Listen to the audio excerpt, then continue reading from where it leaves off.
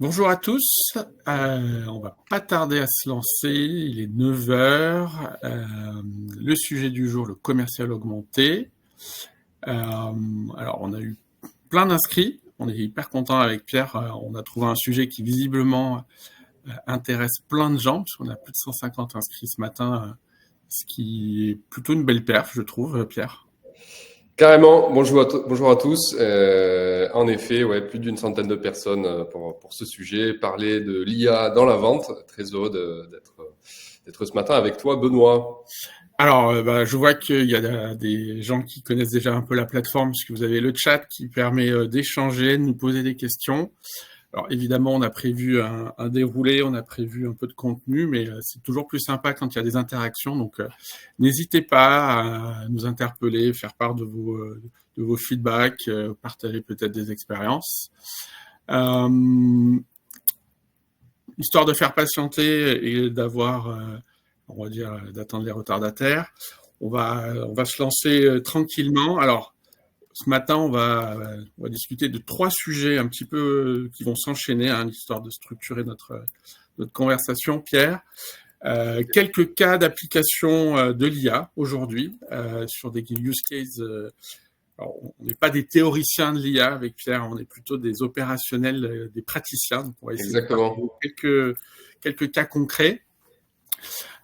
Partager aussi des points de blocage, des croyances qu'on croise de temps en temps et qu'on entend chez nos clients, chez nos prospects.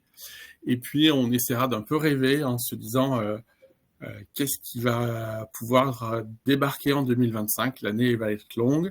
Est-ce qu'on peut avoir des choses un peu sympas qui arrivent? Pour finir de faire patienter, Pierre, est-ce que tu pourrais prendre un petit moment pour te présenter, s'il te plaît? Bien sûr. Merci Benoît pour cette intro et bonjour à tous ceux qui sont en train de rejoindre le webinaire. Donc Pierre Azaïs, je suis directeur commercial pour la France chez Aircall et donc je m'occupe vraiment de l'équipe commerciale, l'équipe des ventes pour le nouveau business, l'acquisition de nouveaux clients, et j'utilise au quotidien des éléments d'IA et on aura l'occasion d'en parler ce matin justement. Merci Pierre. Donc moi c'est Benoît de Nomination. Moi ça fait quelques années que je bosse chez Nomination. Et effectivement, un peu comme Pierre, on a l'occasion chez Nomination d'utiliser l'IA de manière très régulière, à la fois de manière très opérationnelle dans les équipes commerciales, mais aussi un peu en back-office sur le volet production de données. On va y revenir. Alors, normalement, tout le monde connaît Aircall, personne n'a besoin de présenter Aircall, mais n'empêche que, Pierre, un petit refresh peut-être? Oui, tout à fait. Alors, tout le monde connaît Aircall. Je ne sais pas si tout le monde connaît Aircall ce matin, mais pour faire un petit refresh, comme tu le dis, Aircall, ça a été une des toutes premières licornes françaises, comme on aime les appeler, dans la téléphonie par voie sur IP. Téléphonie VoIP, donc téléphonie par Internet. Aircall, ça fait 10 ans que ça existe. On a passé le stade de licorne. Maintenant, c'est une entreprise rentable. On a un peu plus de 20 000 clients dans le monde. À peu près la moitié utilisent des briques d'IA de notre produit. Et donc aujourd'hui, Aircall, c'est plus simplement juste de la téléphonie par VoIP, mais c'est devenu un peu plus globalement une plateforme de communication et d'intelligence client par différents canaux, notamment les canaux voix et texte. Donc voix, il y a toujours l'aspect téléphonie, et texte, on va avoir des éléments comme le SMS, comme WhatsApp et d'autres qui arrivent. Ça, c'est pour Aircall. Merci Pierre. Donc pour ceux qui ne connaissaient pas, je pense qu'on a tous en tête ce que fait Aircall. Alors Nomination, nous notre métier, c'est la data, produire de la data sur les personnes qui comptent dans les entreprises, on appelle ça des décideurs. Et cette data, elle permet à nos clients d'être plus efficaces dans tous leurs process commerciaux ou marketing. Donc nous, on est un peu plus le carburant, on va dire, qui va alimenter les processus marketing et commerciaux. Et donc nous, l'IA, on s'en sert évidemment à 3 niveaux. Le premier niveau, c'est produire de la donnée plus intelligente. Le deuxième niveau, c'est mettre à dispo cette donnée auprès de nos clients, la rendre plus facilement actionnable. Et puis, à la fin, parce qu'on a tous besoin de faire du business. On utilise aussi l'IA au niveau des équipes commerciales et marketing. Donc, c'est un peu tout ça qu'on voulait vous partager ce matin. Donc, il est 9h05. On va dire que les retardataires nous attraperont au fil de l'eau. N'hésitez pas à poser des questions. J'ai vu qu'il y a plein de gens qui ont commencé à interagir avec le chat avec un petit bonjour. Donc, on va se lancer. Premier cas d'application que je voulais vous partager ce matin, c'est sur une thématique qui est importante chez nous, chez Nomination, c'est le sourcing de prospects. Je pense que Pierre, c'est un point de douleur ressenti par, je pense, tous les commerciaux de France. Même ceux qui sont à l'aise avec la prospection, c'est ce matin, aujourd'hui, j'appelle qui? Toujours un sujet. Exactement. Et dans cette problématique, nous, on utilise l'IA pour faire de la classification. Alors, la classification, qu'est-ce que c'est? Là, je vous ai donné un exemple. Je ne sais pas si ça vous parle, mais tous ceux qui ont déjà prospecté des DRH pourront, je pense, toucher du doigt le sujet. Quand vous avez besoin de sourcer des prospects de type DRH, évidemment, si vous tapiez juste DRH, ça serait trop facile. En l'occurrence, il y a énormément de manières de libeller en fait les titres de poste. On a fait un petit exercice, enfin j'ai demandé à l'équipe data chez nous de faire un petit exercice. Chez nous, dans la base de données nomination, on a recensé plus de 11 000 titres dans la famille direction des ressources humaines. Donc, 11 000 titres, ça veut dire quoi? Ça veut dire que quand vous faites une recherche et que la donnée n'est pas classifiée, vous devez toucher du doigt les joies de la recherche dite booléenne. Donc, vous cherchez un caractère, une expression, un or. Pierre, je suis sûr que tu as déjà expérimenté ça sur certaines plateformes. Exactement. Nous aussi, quand on fait nos recherches par persona ou par titre de poste, on rencontre les mêmes défis. Ça me parle. Bon. Et donc, par rapport à ça, on s'est dit comment on pourrait utiliser l'IA. Alors, on connaît aujourd'hui tous très bien l'IA dite générative, hein, c'est le chat GPT qui est capable de comprendre et de vous répondre. Et puis, il y a d'autres formes, évidemment, de l'IA. Nous, il y a une forme qu'on utilise pas mal chez Nomination, ça s'appelle le machine learning.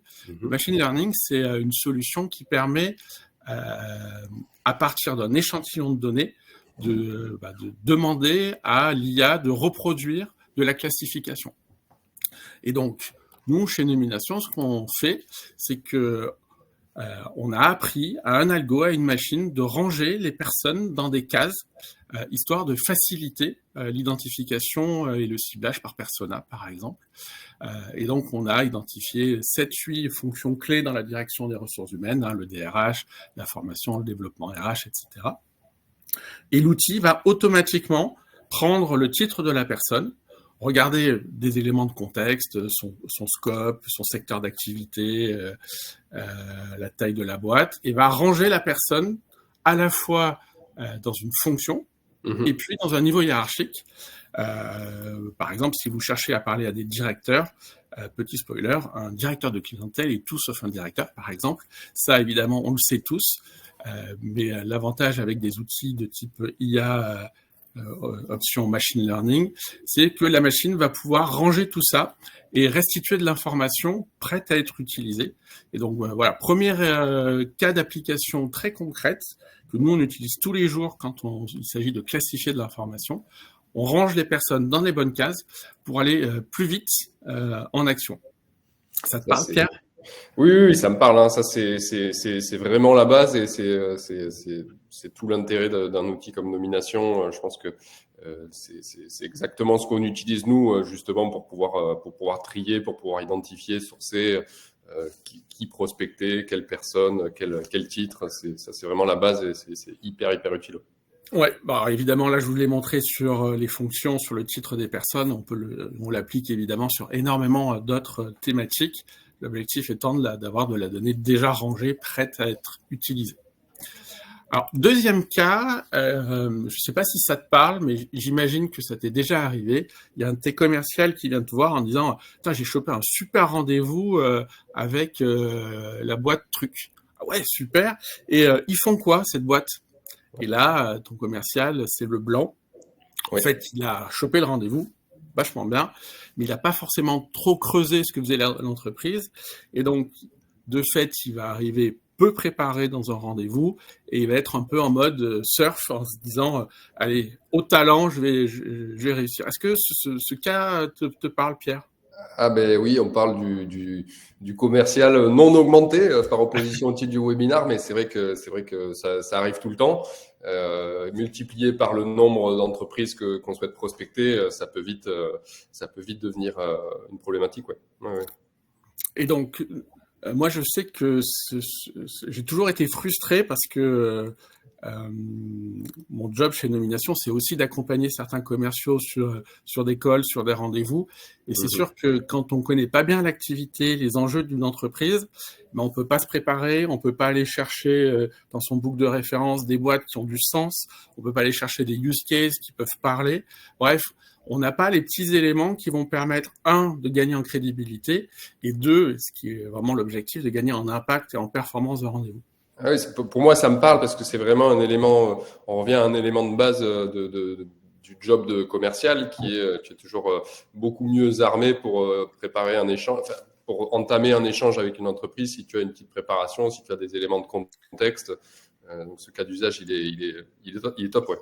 Et pourtant, même si l'information existe, c'est compliqué dans le même temps de demander à son commercial de lire tous les jours les échos, de préparer sa petite revue de presse sur l'entreprise qui va prospecter, de passer 20 minutes à comprendre certains sites web qui sont des fois particulièrement obscurs sur ce que fait la boîte.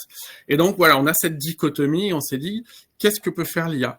Donc, tout à l'heure, on a vu l'IA, elle s'est rangée. Donc ça, c'est plutôt côté machine learning, mais l'IA, et avec ChatGPT qu'on a, je pense, tous déjà exploité plein de fois, l'IA sait aussi faire quelque chose de très performant. Elle sait synthétiser et rédiger des notes de synthèse. Et donc nous, c'est ce qu'on a mis en place sur notre plateforme. On a un petit bouton qui permet de récupérer en une demi-page l'activité de l'entreprise, son business model, ses principaux enjeux. Alors évidemment, ça remplacera pas une étude approfondie, le rapport d'un consultant de 20 pages qui va passer une semaine. Mais par contre, ça va donner les éléments clés pour permettre aux sales d'être pertinents et d'avoir ce petit small talk, le truc vraiment intéressant en début de conversation. Tiens, j'ai vu que... Ah tiens, c'est marrant, là, j'ai vu dans les échos que la semaine dernière, il s'est passé ça. Bref, les éléments qui montrent à votre interlocuteur que vous êtes intéressé à lui, à sa boîte, et qui tout de suite vous positionne dans un niveau, entre guillemets, qui n'est pas le simple commercial, mais plutôt une personne expérimentée, limite un consultant qui a une discussion de pair à pair avec son interlocuteur. Ouais. Donc voilà un deuxième cas d'usage très opérationnel que l'on peut faire avec l'IA. Pierre, je sais que toi, tu as... évidemment, avec Aircall et surtout avec ton équipe, je ne sais plus combien tu as de personnes à piloter. Oui, bah, nous, chez Aircall, moi, en direct, j'ai 8 personnes. Et une des problématiques que je rencontre pour faire la transition, c'est des problématiques à laquelle je suis exposé, c'est le sujet du coaching des commerciaux. Parce qu'évidemment, les commerciaux passent des dizaines de calls clients par semaine, des rendez-vous de démo produits, des appels de négociation contractuels. Et bon, même s'ils sont bien préparés avec des briefs et des notes de synthèse, comme tu l'as montré en amont, c'est un défi de coacher tout le monde, vu le volume d'appels, le volume de rendez-vous, etc. Alors, un des avantages, c'est c'est une équipe de commerciaux sédentaires. Donc, tous les appels sont par Aircall, tous les meetings vidéo sont logués dans des outils, etc. Donc, on a des possibilités de tracking et d'enregistrement. Néanmoins, voilà, vu le volume, c'est pas du tout évident pour définir si les processus commerciaux sont respectés, si la stratégie est respectée, s'il y a des choses qui marchent pas bien, s'il y a des axes d'amélioration. Est-ce que en fonction de telle et telle objection, l'équipe commerciale répond bien? Est-ce que tel commercial performe bien, tel autre performe moins bien parce que il y a des choses qui sont dites différemment? Vraiment, le pur coaching et tous les aspects autour du coaching. Ça, c'est une problématique quand on a un certain nombre de commerciaux et qu'on peut pas tout écouter en live, etc. Et cette problématique, on y répond. Alors nous, on a différents outils en interne. Aircall est un des outils évidemment qu'on utilise. On utilise notre outil avec l'IA. Donc on a non seulement la transcription de l'appel ainsi que le résumé d'appel. Chaque appel qui est fait, on va avoir d'une part la transcription pour pouvoir éventuellement relire des parties du call ou alors un résumé en quelques lignes. Ça, c'est quelque chose qui est hyper utile parce qu'on va savoir ce qui s'est passé dans le call. On va avoir également les next steps, les prochaines étapes.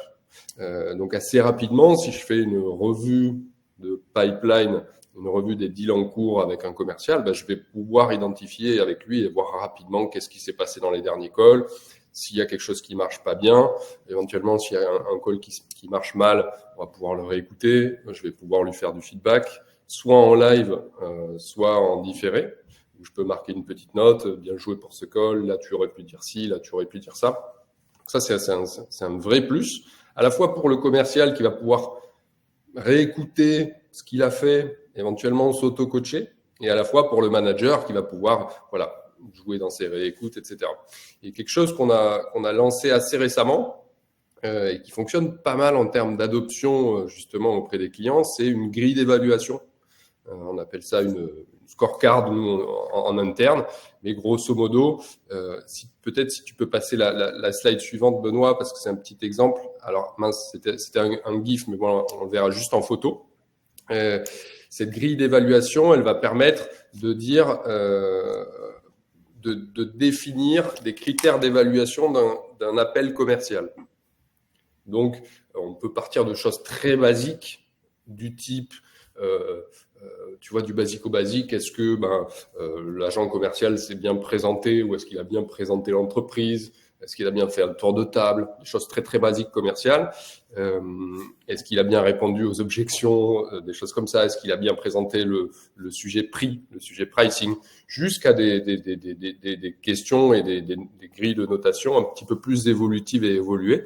Et à la fin, justement, l'IA est capable de dire ça a été un bon call commercial sur une certaine notation ou ça a été un call commercial un petit peu plus difficile. Et donc, soit le commercial lui-même peut revenir dans son call et dire oui, c'est vrai que l'IA me dit que quand le client m'a challengé sur le prix, finalement j'ai un peu perdu mes moyens et j'ai pas réussi à répondre de manière très tactique. Si on voit que ça se repasse, on va pouvoir adresser ce sujet-là et le coacher. C'est un exemple, mais il y a une partie qui permet de faire de l'auto-coaching. Le commercial peut revenir sur son call et se rendre compte qu'il y a des choses qui ont bien marché. Ça permet aussi de voir ce qui marche bien, pas que ce qui marche pas bien. Et une part de coaching avec le manager et le manager. Et ça, c'est quelque chose qui marche pas mal. On le voit de plus en plus déployé pour des entreprises qui ont des équipes commerciales vraiment grandes, parce que ça permet d'avoir des statistiques. On se rend compte que, par exemple, je suis une grande multinationale avec un plateau de 200 commerciaux. On peut se rendre compte qu'à la fin de la semaine, sur les, plusieurs centaines ou plusieurs milliers d'appels commerciaux qui se sont passés, on identifie qu'il y a une tendance où il y a toujours cette même problématique qui apparaît dans les calls, etc. Et ça permet d'avoir des stats assez intéressantes et de se dire, je vais décider de mettre en place un coaching sur ce sujet-là, spécifiquement pour toute mon équipe commerciale. Et c'est un vrai plus en gain de temps à la fois pour les commerciaux, mais aussi pour le management, pour faire évoluer positivement l'organisation commerciale. Ouais, c'est vrai que chez nous, on a aussi un outil qui fait l'équivalent de ce que tu viens de dire. Et nous, on a un cas d'usage qui est l'onboarding des nouveaux commerciaux. Ouais.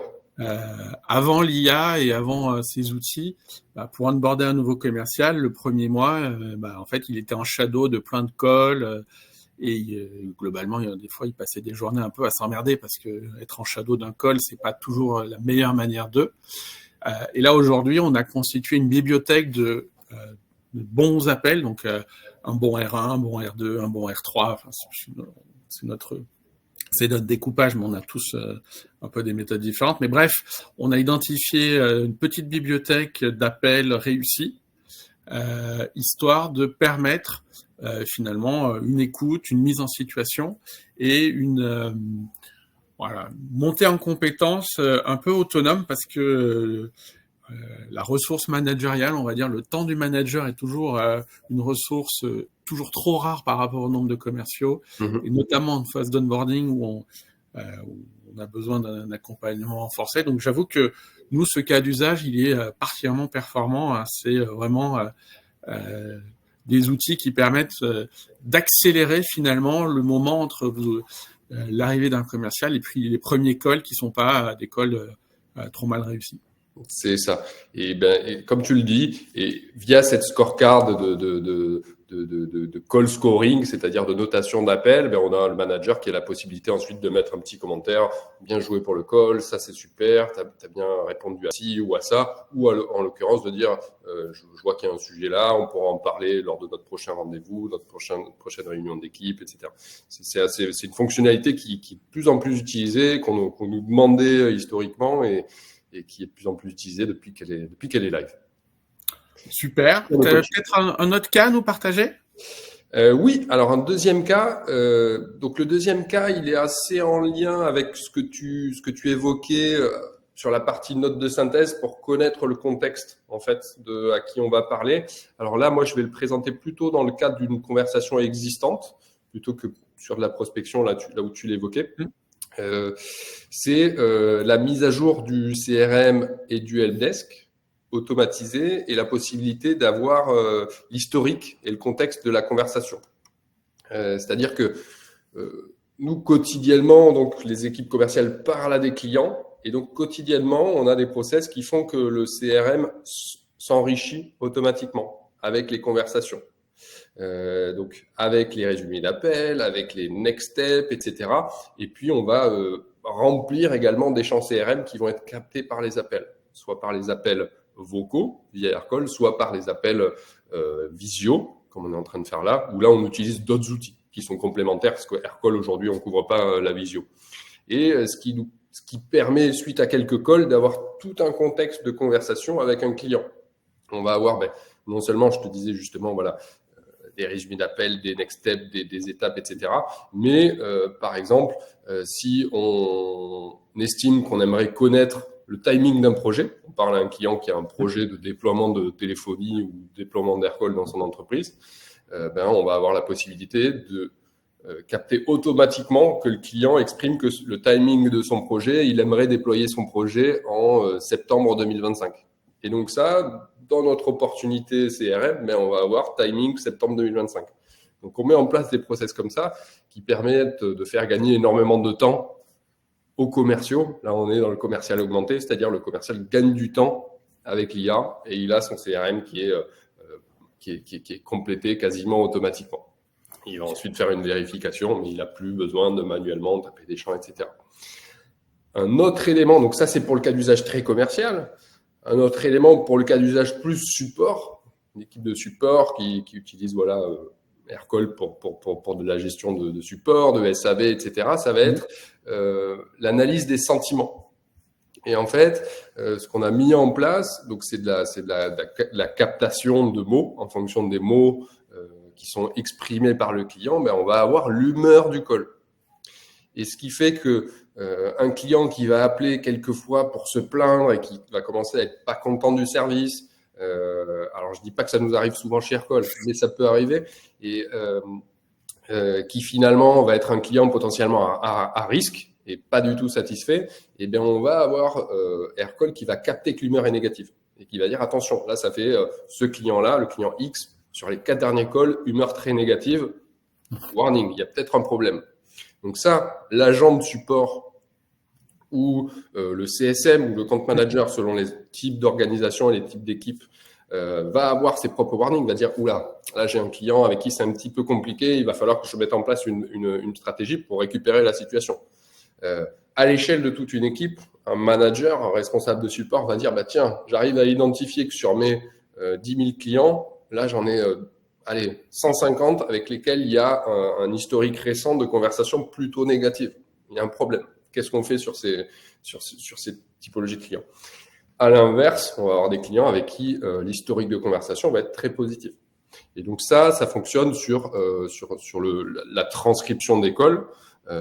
Donc Donc Aircall, on a des briques IA qui viennent faire de la transcription. On a plusieurs outils d'IA qu'on a intégrés. Il y a une part d'outils français, européens, une autre part d'outils américains selon les situations, qui viennent faire de la transcription très précise. Et en fonction de cette transcription, il y a tu évoquais, il y a du machine learning, c'est-à-dire qu'il y a de l'enregistrement des mots, et certains mots sont identifiés comme plutôt positifs ou comme plutôt négatifs, et ça nous permet d'avoir de l'analyse sentimentale, comme on l'appelle, qui est de plus en plus précise. Et c'est hyper utile. Encore une fois, plus on fait de call, plus on va pouvoir identifier des tendances, et ça fait gagner beaucoup de temps. Moi, j'avoue que ça te parle, ce cas-là. Moi, ce qui me parle, c'est clairement le premier, c'est la mise à jour du CRM. Avant d'être chez Nomination, j'ai eu un passé ou un passif de consultant en CRM. Donc, on déployait des outils de CRM et derrière, on se battait et on mettait en place des programmes pour essayer de mobiliser les commerciaux à remplir le CRM. J'ai jamais vu de technique qui fonctionnait vraiment. Alors, la technique du bâton, si vous renseignez pas votre CRM, vous avez 10% en moins sur vos coms. Ça marche pas, les gens remplissent n'importe quoi. La technique de la carotte, si vous remplissez votre CRM, vous avez une prime quali de X euros par mois, pareil, les gens remplissent n'importe quoi. Et donc on est toujours le même, tu vois, cette dichotomie entre le besoin d'accumuler de l'information structurée, parce que les managers en ont besoin, parce que d'autres équipes en ont besoin, comme le marketing, et puis le temps commercial hyper précieux, et surtout souvent le commercial a du mal à voir le gain qu'il a, lui, à passer une demi-heure post-call à renseigner son CRM. Donc, c'est sûr que l'alimentation automatique, c'est vraiment, ça change la donne, ça change la vie. C'est ça. Alors, nous, on l'a expérimenté vraiment sur un cas qui est très précis. Je ne sais pas si vous êtes dans ce cas-là. J'ai vu un peu dans le chat, enfin dans la liste des participants, on a des gens de tout secteur, on a des gens qui sont dans la tech, des gens dans le conseil. J'ai même vu des gens qui sont dans le fundraising, dans des assos. Bref, on a tous des organisations commerciales différentes. Chez nous, on a une équipe acquisition qui est en charge d'aller chercher les nouveaux logos, et ensuite une équipe client qui les gère. Et en fait, on avait une vraie problématique de perte de contexte entre l'équipe acquisition et puis l'équipe CS de suivi client. Et c'est sûr que des outils d'IA qui retranscrivent et qui synthétisent l'information permettent, au moment de la bascule entre l'équipe acquisition et l'équipe feed, de pas avoir de perte d'infos. Moi, je sais que quand je suis client d'une solution et que j'ai passé trois visios d'une heure avec un sales, on a validé le truc et que le CSM recommence à zéro en me disant bonjour, qui vous êtes? Alors, c'est quoi vos enjeux? Dites-moi un peu pourquoi vous avez acheté notre solution. C'est horripilant en tant que client. Et c'est ce qu'on faisait subir à nos clients.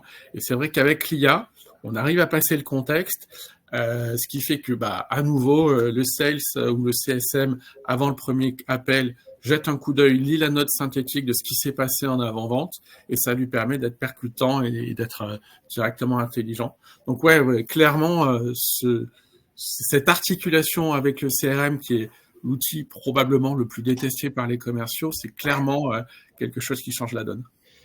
Et on est vraiment là aussi dans le commercial augmenté. Et c'est vrai que je vois un commentaire de Philippe qui dit il faut mettre des champs obligatoires. Et effectivement, il y a la notion de champ obligatoire, mais permettre, donner aux commerciaux des outils qui permettent de remplir le CRM automatiquement et surtout que ce soit fiable, c'est un gain de temps sensationnel.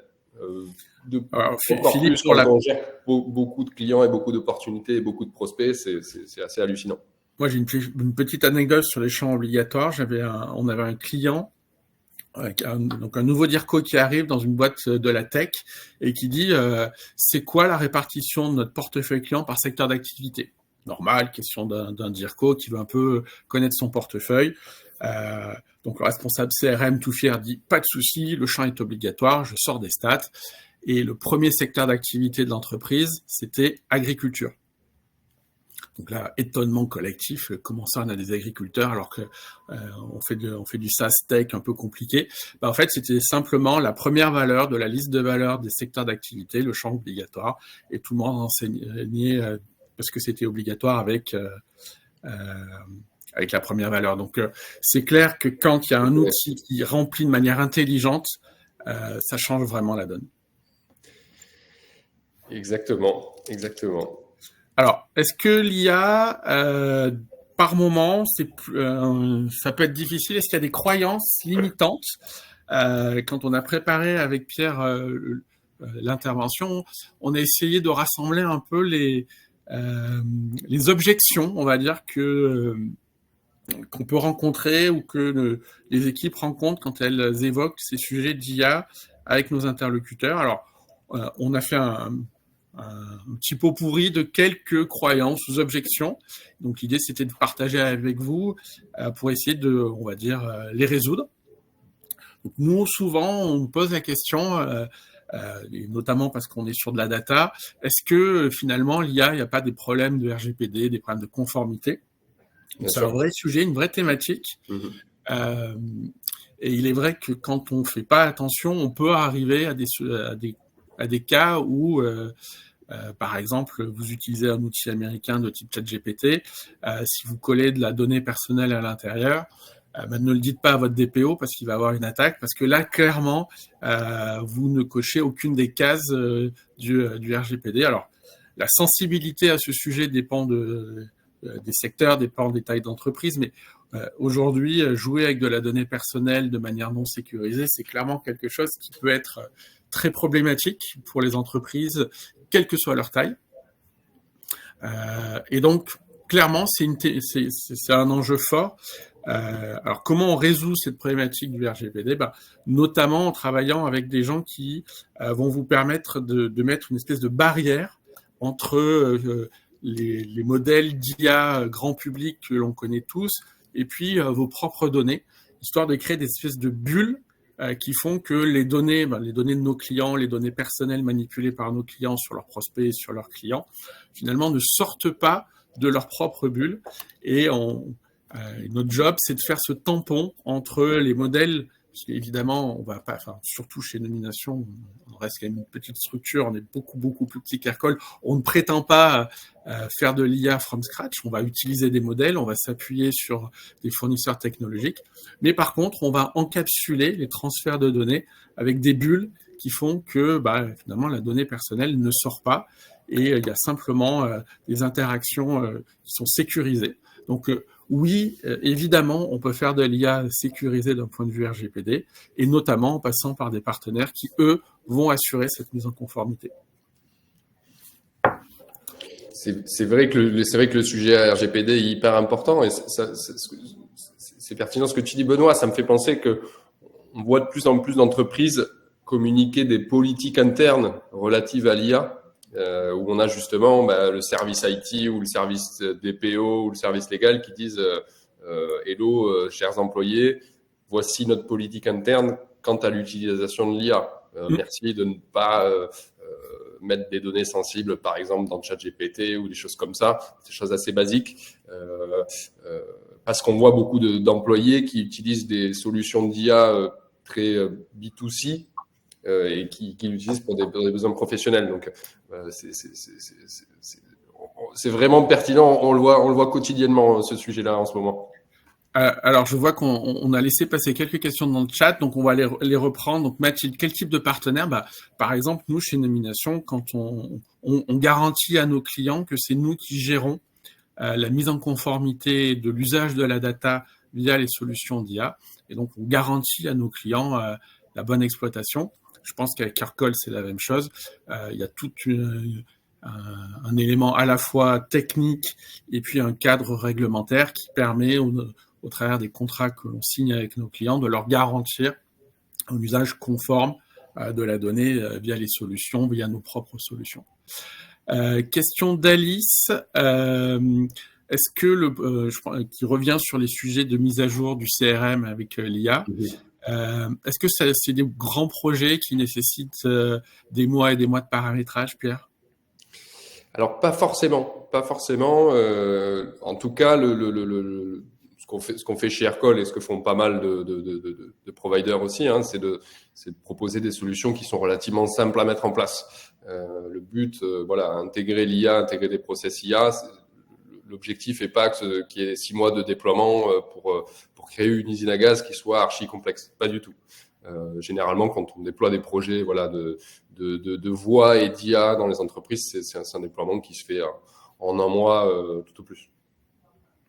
c'est rassurant. Ouais.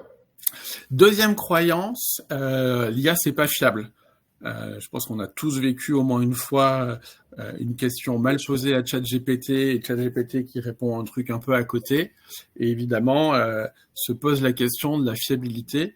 Alors, je ne sais pas quelle suite bureautique vous utilisez, mais on a si vous êtes sur Microsoft, vous allez peut-être utiliser Copilot. Si vous êtes sur Google, vous allez peut-être utiliser Gemini. Et c'est vrai que régulièrement, on se rend compte que ce type d'IA générative, entre guillemets un peu grand public, peut parfois raconter un peu des bêtises. Pierre, tu as déjà expérimenté ce sentiment de ça raconte un peu n'importe quoi? Oui, complètement. Soit de l'IA à qui on écrit, soit de l'IA à qui on parle, qui identifie les mauvais mots, etc. Donc le sujet de fiabilité a été un gros sujet à l'émergence des applications de l'IA et a été quand même bien corrigé depuis. Je pense que tu as pas mal d'éléments à dire là-dessus. Ouais, et clairement aujourd'hui, pour nous, il y a deux éléments clés pour fiabiliser de l'IA. Le premier, c'est la donnée que vous mettez en entrée. Dans la data, on dit souvent shit in, shit out. C'est sûr que si vous alimentez un modèle d'IA, vous expliquez que tous vos clients sont dans le secteur agriculture parce que tous vos commerciaux ont bien renseigné leur CRM avec la première valeur de la liste de valeurs du champ industrie. Si vous dites à l'IA que tous vos clients sont dans l'agriculture et que vous lui demandez une recommandation sur quel secteur il faut attaquer, et ben l'IA, forte des éléments que vous lui avez donnés, va vous dire écoute, Pierre, faut que tu fasses un gros focus sur l'agriculture. Il y a clairement des énormes paniers à aller chercher sur de la voix sur IP, ce qui est objectivement pas complètement vrai. Donc, pour fiabiliser l'IA, clairement, le point clé majeur, c'est de la donnée fiable et structurée en amont. Parce que quand on alimente l'IA avec des données de qualité, les résultats que l'on peut en obtenir ont rien à voir avec de la donnée non fiable, non structurée ou non qualitative. Donc ça, c'est le premier élément hyper important. C'est un peu pour ça qu'on dit souvent que la data, c'est le pétrole du 21e siècle. Clairement, la data et l'exploitation de la data sont des éléments clés dans la construction des modèles d'IA. Et c'est pour ça que souvent, c'est plus simple de s'appuyer sur des partenaires qui ont fait ce job de structuration, de fiabilisation, plutôt que de partir et de créer des modèles from scratch. Souvent, les entreprises ont un patrimoine data beaucoup moins qualitatif que ce qu'elles aimeraient ou que ce que le grand chef pense.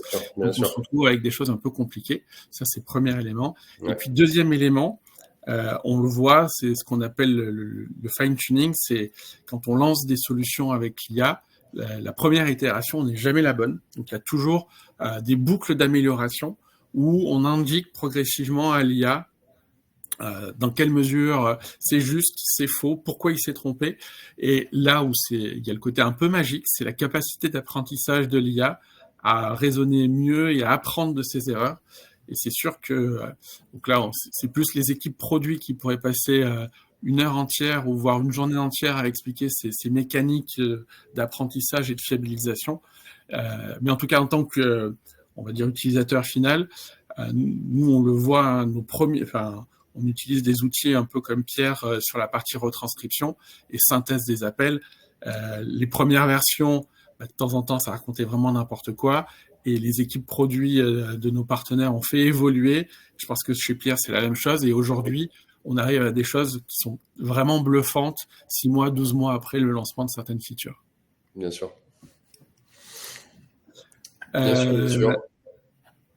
Autre question qu'on entend souvent et qui est aussi une manière de dire j'en veux pas. Non, mais l'IA, ça va remplacer les humains, hein, Pierre. Tu vas virer tous tes commerciaux demain. C'est ça. On est en plein dans ce sujet-là et pour le coup, c'est quand moi-même je vais réécouter l'école, j'entends parfois ce débat-là faire partie des échanges commerciaux. Alors, donc c'est évidemment une croyance et ça fait partie des débats, mais je pense que l'IA ne remplacera pas l'humain, mais va plutôt l'accompagner. Alors, dans quelle mesure ? Sur certains aspects, on va pouvoir avoir l'IA qui remplace l'humain. Un des exemples qu'on voit beaucoup arriver en ce moment dans les sujets de voix et de téléphonie et qui va arriver très prochainement chez Aircall, c'est un agent vocal, un voice agent. Donc, on va avoir des agents vocaux, par exemple, pour de la prise de rendez-vous, ce qui va permettre d'avoir un premier niveau de secrétariat. On peut le voir comme ça, mais le voir aussi le fait d'avoir un secrétariat international qui peut fonctionner dans toutes les langues et qui est disponible 24 heures sur 24. Donc pour une petite structure qui n'a pas forcément les moyens d'embaucher, qui perd potentiellement du business par manque de disponibilité ou manque de langue, ça peut changer la donne. En fait, avoir un agent vocal qui complète l'équipe, qui complète l'organisation, qui complète l'entreprise, ça peut vraiment changer la donne. Et sur d'autres aspects, on va avoir plus raisonnablement l'IA qui accompagne l'humain. Donc, on garde évidemment la relation humaine au centre, mais avec des insights, avec un gain de temps et de productivité. Quelque chose qui va arriver aussi, donc je montrais un petit peu la partie coaching un peu plus tôt, Benoît, qui permet après coup de faire du coaching, mais on va avoir des éléments qui vont se rajouter en live, soit des éléments de live coaching, avec, en fonction de la conversation que je suis en train d'avoir, j'ai un document qui m'est proposé. Par exemple, j'ai une conversation sur le RGPD où j'ai le client qui me demande des éléments autour du RGPD chez Aircall.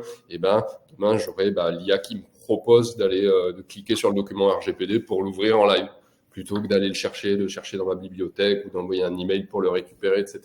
Donc ça va être du live coaching et là aussi, on est dans le commercial augmenté parce que j'ai des éléments qui vont pouvoir être proposés en live dans une petite fenêtre. Est-ce que tu veux parler de ça? Est-ce que tu veux communiquer ces infos, etc. Donc le but, c'est pas d'avoir vraiment un écran qui soit pollué, etc. Mais d'avoir des suggestions pour vraiment accompagner une discussion fluide et mettre les commerciaux dans une forme de confort avec les éléments à disposition. Et un autre élément qu'on va avoir aussi dans l'accompagnement du commercial, ça va être des propositions d'action post-rendez-vous ou post-call. Par exemple, une fois que je raccroche mon call, j'ai une proposition d'email de follow-up, proposition d'email de suivi. Plutôt que de le rédiger moi-même et de me dire alors je vais reprendre toutes mes notes de ce qu'on s'est dit, là j'ai l'IA qui me propose un email de follow-up. Bonjour Monsieur Benoît, merci pour votre temps aujourd'hui. J'ai bien compris votre problématique qui sont ça. Comme convenu, je vous propose qu'on refasse un rendez-vous la semaine prochaine pour évoquer ces sujets. Je vous partage ma proposition commerciale ou le récapitulatif ou les documents RGPD ou DPO que vous m'avez demandé. Donc du gain de temps avec du follow-up et des actions à mener après le rendez-vous. Donc, est-ce que l'IA va remplacer l'humain?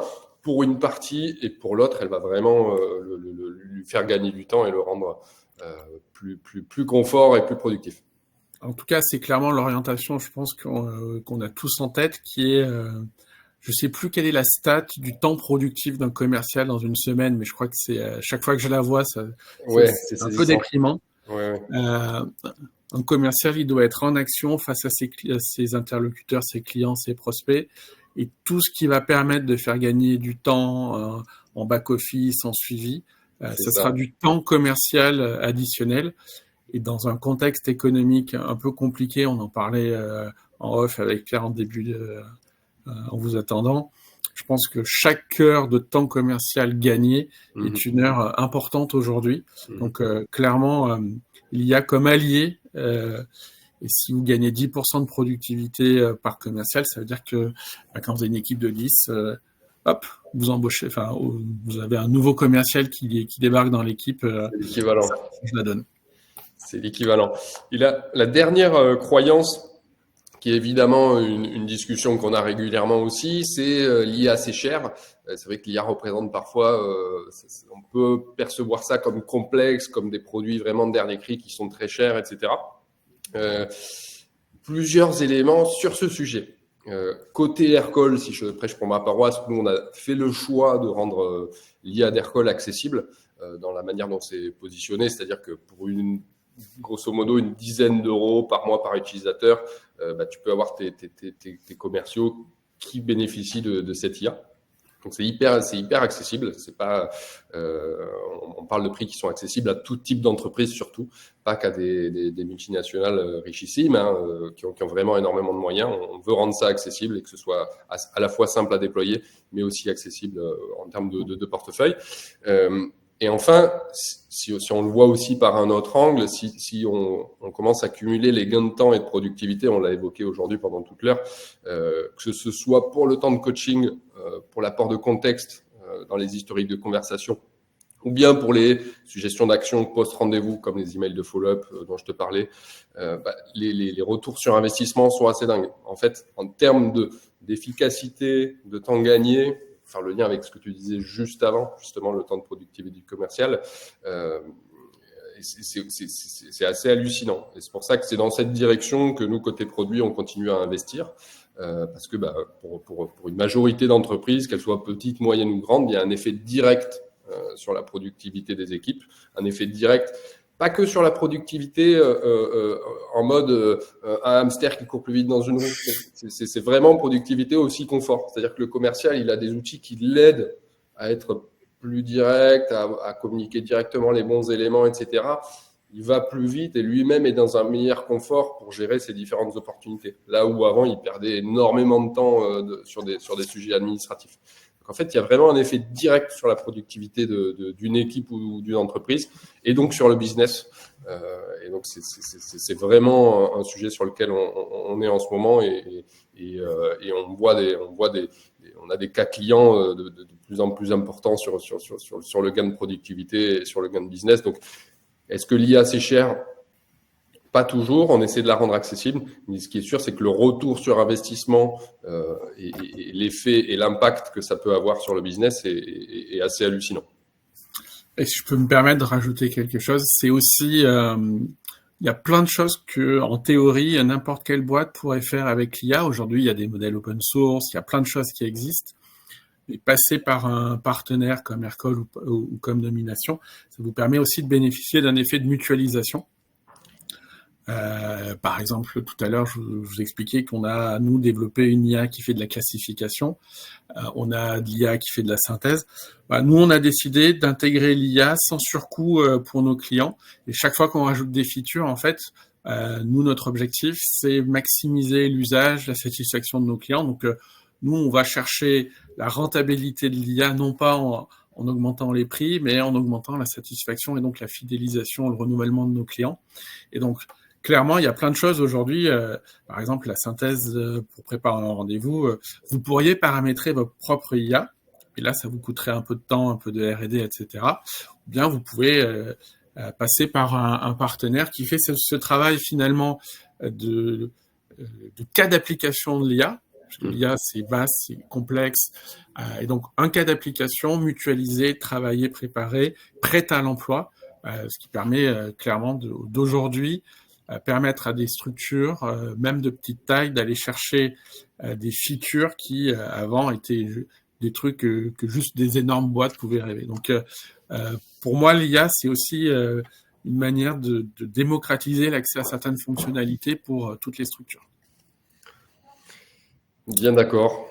Allez, il nous reste moins de 10 minutes. Est-ce que tu peux nous faire un peu rêver sur les trucs un peu marrants de la roadmap Aircall?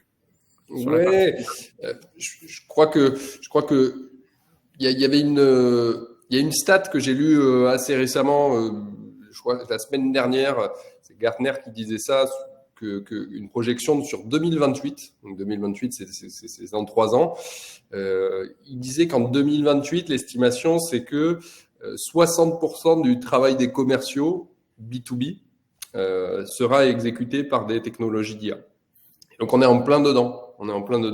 C'est-à-dire que les commerciaux vont bien sûr continuer à exister et ça sera bien sûr une fonction clé des entreprises, mais ils vont être quand même beaucoup plus aidés, beaucoup plus confort par des technologies d'automatisation. Et donc c'est en plein là-dedans qu'on réfléchit à la roadmap. Et donc je l'évoquais un petit peu juste avant, j'ai fait un teasing un peu juste avant, mais les 2 grandes lignes directrices qu'on a dans les cartons là qui vont sortir sur cette année, ça va être justement des bots, des voice agents pour des tâches relativement simples et des éléments d'accompagnement à la vente avec à la fois du live coaching, à la fois du post-call, pour rendre le commercial plus efficace et plus à l'aise à la fois en live, mais aussi après ces appels, après ces rendez-vous pour gérer la suite, pour garder tout un contexte. Et donc, ça simplifie à la fois la vie du commercial et du manager. Mais tu vois, si on a par exemple une équipe qui change et un nouveau commercial qui arrive dans l'équipe, qui reprend un client, il a tout ce contexte. Il est déjà accompagné par des outils qui le rendent beaucoup plus confort sur ses projets, pour vendre plus facilement, plus simplement, pour avoir une conversation qui soit moins assurée, plus fluide, avec un meilleur suivi. Et ça joue aussi beaucoup sur l'expérience client in fine, parce que voilà, quand tu discutes avec une entreprise et que tu parles avec des commerciaux qui ont tout le contexte, qui sont à l'aise et qui savent comment t'accompagner, la conversation est plus fluide, plus naturelle, et tu es dans une meilleure position pour choisir ta solution. C'est clair. Allez, je me lance. Nous, notre vision de l'IA, c'est quoi? Ça fait longtemps qu'on est persuadé que la data est un vrai levier de performance des équipes commerciales et marketing d'une manière générale. Le seul truc, c'est que ce qu'on demande d'abord et avant tout à un commercial, c'est d'être dans l'empathie, c'est d'être dans la créativité et pas forcément d'être un profil très analytique. Clairement, c'est pas forcément la qualité première des sales.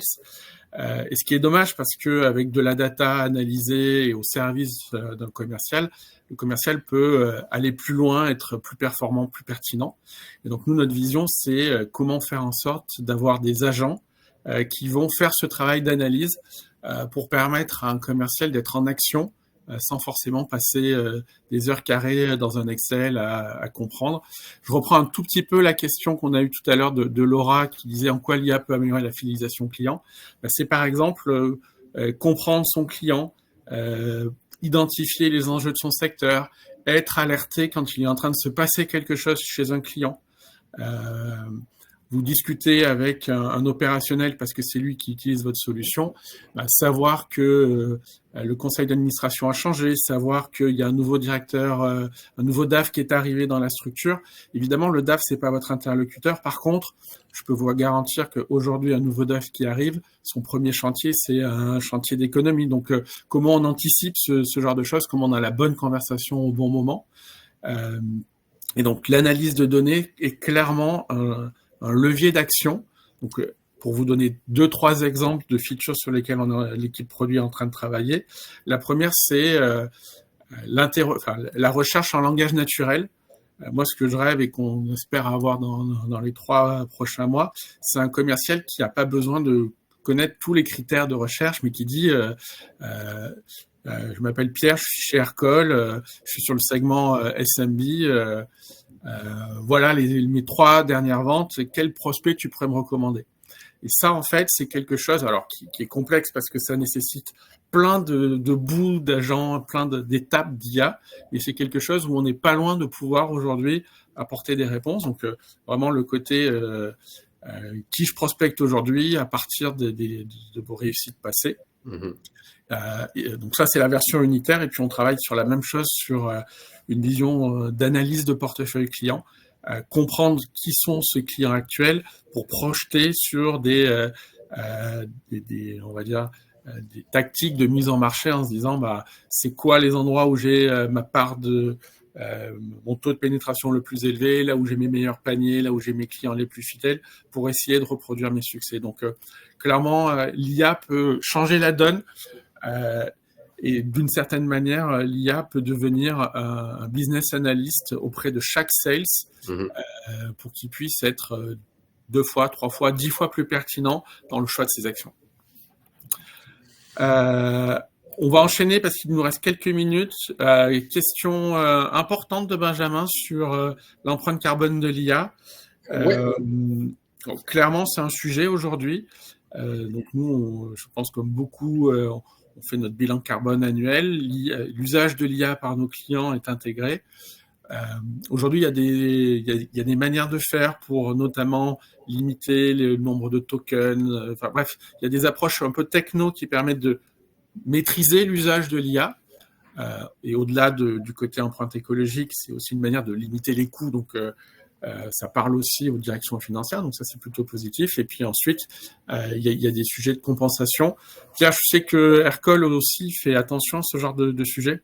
Oui, bien sûr, bien sûr, bien sûr. Donc, notre équipe produit régulièrement. Donc, nous, sur la plateforme Aircall, on intègre donc des briques d'IA. Et donc, ce qui veut dire qu'il y a des sous-traitants. On fait appel à des technologies d'IA existantes, des modèles existants. Et donc, quand on fait le choix de quel modèle intégrer, quelle brique intégrer, etc., évidemment que le sujet de la consommation et de l'empreinte carbone fait partie des critères. On est bien en 2025. Aujourd'hui, je crois que c'est une industrie qui est encore un peu à l'émergence et qui est encore en pleine structuration. Donc, on va avoir énormément d'évolutions là-dessus, comme quand les premiers ordinateurs sont sortis et certains consommaient énormément. Et puis ensuite, on a eu des vraies améliorations et des vraies réductions sur l'empreinte carbone ou l'empreinte de consommation électrique de ces outils-là. Donc, c'est une courbe qui est en pleine évolution et je pense qu'on va avoir de grandes améliorations là dans les 2-3 prochaines années sur ce sujet-là de l'empreinte carbone de l'IA, parce que c'est vrai que c'est un défi. C'est un défi qui est un défi qui est adressé par les principaux créateurs des briques d'IA. Il y en a plusieurs dans le monde. On en a en Europe, il y en a aux États-Unis. On a la chance d'en avoir en France. Donc, c'est évidemment un sujet, et c'est un sujet qui est regardé quand nous, on fait le choix de quelle brique d'IA intégrer. Tout à fait. Et je crois qu'Emmanuel va nous permettre de conclure sur l'apport au manager. On a parlé du commercial augmenté. Peut-être une idée pour un prochain webinaire, le manager augmenté, Pierre, c'est aussi un axe intéressant. Ouais, tout à fait, tout à fait. On en a parlé d'ailleurs en off. Quand on regarde le commercial augmenté, on a évidemment des sujets sur le manager augmenté parce que les outils d'IA qui rendent une organisation commerciale plus performante servent évidemment à la fois aux commerciaux, mais aussi aux managers et aussi à la direction. Donc ça pourrait être une autre idée de webinaire, Benoît. Je pense que on a matière. On a matière. Je crois qu'on peut te ranger dans la case IA optimiste, Pierre. Carrément. Tu peux me ranger dans la case IA optimiste. Je pense que c'est également ton cas. Moi, je vois énormément de belles perspectives justement pour développer les ventes et pour continuer à développer les organisations commerciales avec ces outils d'IA qui nous sont de plus en plus utiles. Ouais. En tout cas, si vous voulez prolonger les conversations, n'hésitez pas à prendre contact avec nous. On fera un petit mail de récap à ceux qui sont venus, dans lequel je crois qu'on aura les coordonnées. On fera aussi une proposition de replay à ceux qui n'ont pas pu assister à l'intégralité. En tout cas, merci à tous. Il est 10 heures. On tient le timing. La journée se lance avec une petite heure de retard, mais avec plein d'inputs, plein d'insights de la part de Pierre. Merci beaucoup. Merci tout le monde et merci Benoît. Merci aux participants.